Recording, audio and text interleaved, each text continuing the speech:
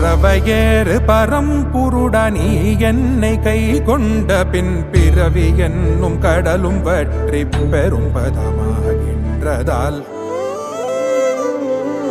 பறவையேறு பரம்புருடனி என்னை கை கொண்ட பின் பிறவி என்னும் கடலும் வற்றி பெரும் பதமாகின்றதால் இரவு செய்யும் பாவக்காடு தீ கொளிகி வேகின்றதால் அறிவை என்னும் அமுதவாறு தலைப்பற்றி வாய் கொண்டதே இரவு செய்யும் பாவக்காடு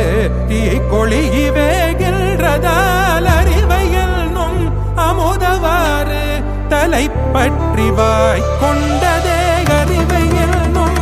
அமுதவாறு தலைப்பற்றி வாய் கொண்டதே